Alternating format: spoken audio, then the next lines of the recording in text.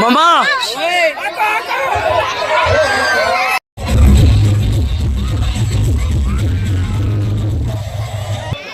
ಕಾಂಗ್ರೆಸ್ನ ಪಕ್ಷದ ರಾಜ್ಯ ಸಮಿತಿಯ ಸದಸ್ಯರು ಆಗಿರ್ತಕ್ಕಂಥ ಚಂಗವರ ಶಿವು ಅವರು ಎರಡು ಮಾತಾಡ್ತಾರೆ.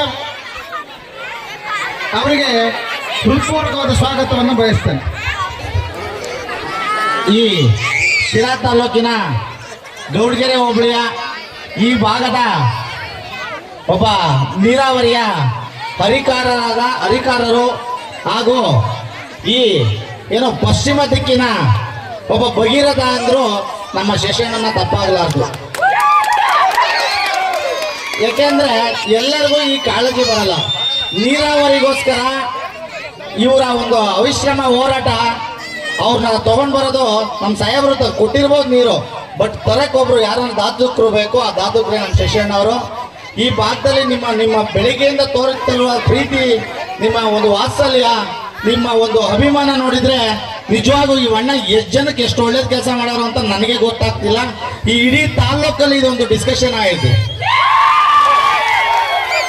ಈ ತಾಲ್ಲೂಕಲ್ಲಿ ಯಾರಾದ್ರೂ ಇಂಥ ಜನ ಸೇರಿ ವಿಜೃಂಭಣೆಯಿಂದ ಪ್ರೀತಿಯಿಂದ ಬಂದಿರೋ ಜನ ಅಂದ್ರೆ ಈ ಭಾಗದ ಹಾಗೂ ಈ ತಾಲೂಕಾದ್ಯಂತ ಎಲ್ಲ ಮುಖಂಡರುಗಳು, ಕಾರ್ಯಕರ್ತರುಗಳು, ಸಾಮಾನ್ಯ ಜನತೆಯು ಬಂದು ನಮ್ಮ ಶಶಣ್ಣವ್ರಿಗೆ ಬೆಳಗ್ಗೆಯಿಂದ ಹಾರೈಸಿ ಹೋಗಿದ್ದೀರಾ. ಅವ್ರಿಗೆ 70 ವರ್ಷ ಅಂತ ಹೇಳ್ತಿದ್ರೆ ನನಗೆ ನಂಬಕ್ಕೆ ಆಗ್ತಿಲ್ಲ. ನಾನೊಂದು 40-42 ಅನ್ಕೊಂಡಿದ್ದೆ, ಬಟ್ 70 ವರ್ಷ ಅಂತ ಮಾಡ್ತಿದ್ದಾರೆ.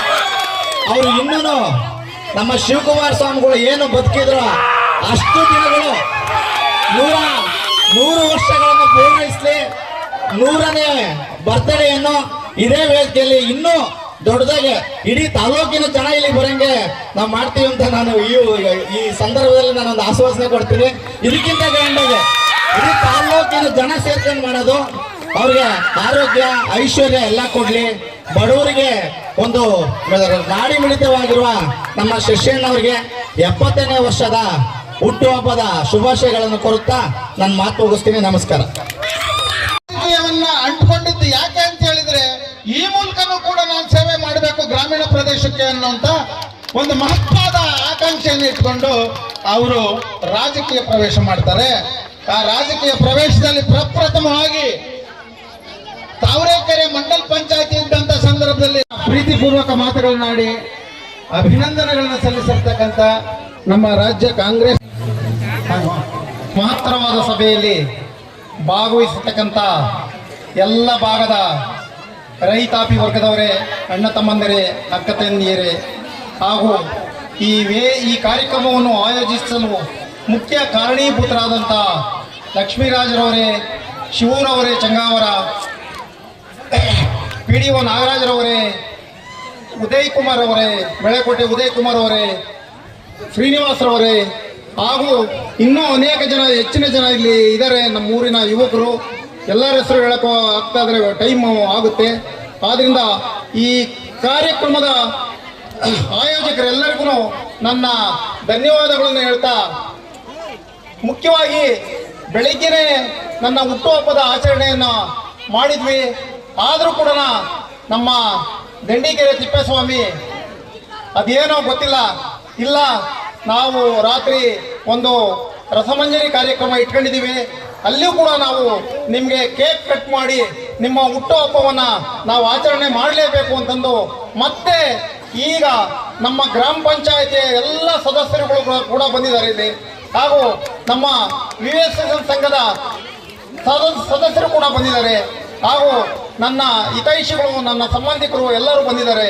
ಅವರೆಲ್ಲರಿಗೂ ನಾನು ಹೃತ್ಪೂರ್ವಕ ಧನ್ಯವಾದಗಳನ್ನು ಹೇಳ್ತಾ, ಈಗಾಗಲೇ ನಿಮಗೆ ವೀರಸೇನ ಅವರು ಹೇಳಿದಂತೆ ನಾನು ರಾಜಕೀಯದಲ್ಲಿ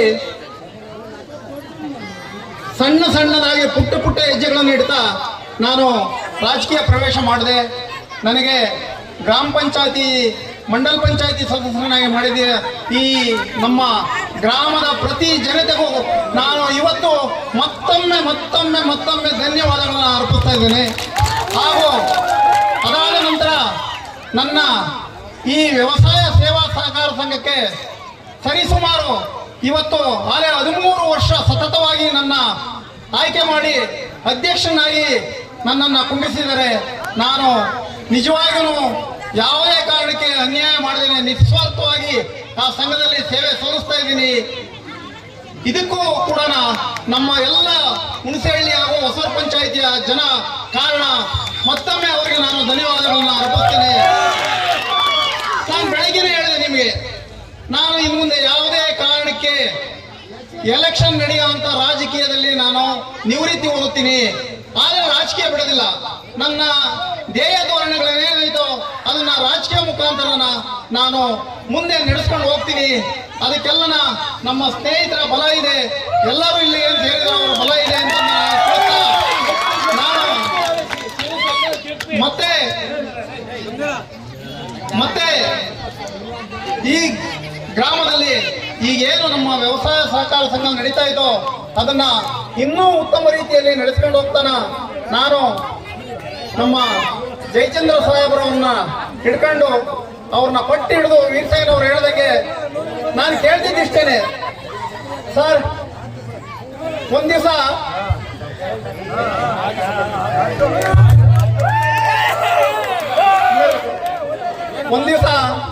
ದ್ಯಾಗರಹಳ್ಳಿನಲ್ಲಿ ನಮ್ಮ ಮಂಜುನಾಥ್ ಬೋವಿ ಅವರ ಊರಲ್ಲಿ ಒಂದು ಡ್ರಾಮಾ ನಡೀತಾ ಇತ್ತು. ಅದಕ್ಕೆ ಜಯಚಂದ್ರ ಅವ್ರನ್ನ ಕರ್ಕೊಂಡ್ ಬರ್ಬೇಕು ಅಂತ ಮಂಜುನಾಥ್ ಬೋವಿ ಅವರು ನನಗೂ ಲಕ್ಷ್ಮೀರಾಜರಿಗೂ ಹೇಳಿದ್ರು. ನಾವು ಅವತ್ತಿನ ನಮ್ಮ ಆತ್ಮೀಯ ಸ್ನೇಹಿತರಾದ ಕಾಳಪ್ಪನವರಿದ್ರು, ನಾವೆಲ್ಲರೂ ಸೇರ್ಕೊಂಡು ಮೊದಲನೇದಾಗಿ ಜಯಚಂದ್ರ ಅವ್ರನ್ನ ದ್ಯಾಗರಹಳ್ಳಿಗೆ ಕರ್ಕೊಂಡು ಹೋದ್ವಿ. ಅವತ್ತು ಆ ನಾಟಕದ ಕಾರ್ಯಕ್ರಮ ಆದ್ಮೇಲೆ ಈ ಲಕ್ಷ್ಮೀರಾಜ್ ಏನ್ ಮಾಡಿದ್ರು, ಸರ್ ಇಲ್ಲೊಂದು ನದಿ ಹರಿತಾ ಇದೆ, ತುಂಬಾ ನೀರು ಹರಿತಾ ಇದೆ ಸರ್, ನೋಡ್ತೀರಾ ಅದನ್ನ ಅಂತಂದ್ರು. ನೋಡ್ತೀರಾ ಅನ್ಲಿಲ್ಲ, ತುಂಬಾ ನೀರು ಹರಿತಾ ಇದೆ ಸರ್, ಅಲ್ಲಿ ನೀರು ತುಂಬಾ ನಮ್ಗೆ ಅದು ಸಂತೋಷ ಹರಿಯೋದು ನೋಡಿ ಅಂತಂದ್ರು. ಅವ್ರೇನಂದ್ರು, ಹರಿತೈತೆ ಅಂತ ಹೇಳ್ತಿಲ್ಲ ನೀನು, ಇದು ಸರಿಯಲ್ಲ, ಬಾ ಹೋಗಿ ನೋಡೋಣ ಅಲ್ಲಿ ಅಂತಂದು ಕರ್ಕೊಂಬಂದ್ರು. ರಾತ್ರಿ ಸುಮಾರು 8:15 ಗಂಟೆ ಅವರ ಕಾರಿನ ಲೈಟ್ ಹಾಕೊಂಡು ಆ ನದಿ ಹರಿಯೋದನ್ನ ಎರವಳ್ಳಿ ಹತ್ರ ಅವರು ವೀಕ್ಷಣೆ ಮಾಡಿ ಅವತ್ತು ಹೇಳಿದ್ರು, ಶಶಿ ಈ ನೀರು ಏನ್ ಹರಿತಾ ಇದೆಯೋ ಇದನ್ನೆಲ್ಲ ನಾನು ಕಟ್ಟಾಕ್ತೀನಿ ಅಂತಂದು ಹೇಳಿದ್ರು. ಕಟ್ಟಾಕ್ತೀನಿ ಅಂದ್ರೆ ಅದನ್ನ ನಿಲ್ಲಿಸ್ತೀನಿ, ಅದನ್ನ ನೀರ್ನ ಅಂತಂದ್ರು. ನಾನು ಇದು ಹೆಂಗೆ ನಿಲ್ಲಿಸ್ತಾರೆ ಅಂತಂದೆ ನೋಡ್ತಾ ಇದ್ರು, ನಾನು ಅದೇನ್ ಮಾಡ್ತೀನಿ ಅಂತಂದು. ಆಮೇಲೆ ಒಂದ್ ದಿವಸ ಕುಂಡಿಸ್ಕೊಂಡು ಹೇಳಿದ್ರು, ಶಶಿ ಹಿಂಗೆಲ್ಲ ಐತೆ, ಈಗ ಎಲ್ಲೆಲ್ಲಿ ಬ್ಯಾರೇಜ್ಗಳು ಮಾಡಿದ್ರೆ ಅನುಕೂಲ ಆಗುತ್ತೆ ಅಂತಂದು ನಮ್ಮನ್ನ ಕೇಳಿದ್ರು. ಕಾಳಪ್ಪನವರು ಇದ್ರು, ನಮ್ಮನ್ನೆಲ್ಲ ಕೇಳಿದ್ರು. ಆಗ ನಾವ್ ಹೇಳಿದ್ವಿ, ಸರ್ ಏರೂರ್ ಹತ್ರ ಮಾಡ್ಬೋದು, ನಾರಾಯಣಪುರದ ಹತ್ರ ಮಾಡ್ಬೋದು, ಹುಣಸೆಹಳ್ಳಿ ಹತ್ರ ಮಾಡ್ಬೋದು, ರಂಗನಹಳ್ಳಿ ಹತ್ರ ಮಾಡ್ಬೋದು, ಮೆಳೆಕೋಟೆ ಹತ್ರ ಮಾಡ್ಬೋದು ಸರ್ ಅಂತಂದ್ರೆ. ಅದಕ್ಕೆ ಅವರು ಮೊದಲನೇದಾಗಿ ಆಯ್ಕೆ ಮಾಡಿದ್ದು ನಮ್ಮ ಏರೂರು ಗ್ರಾಮವನ್ನ ಹಾಗೂ ಮೆಳೆಕೋಟೆ ಗ್ರಾಮವನ್ನ.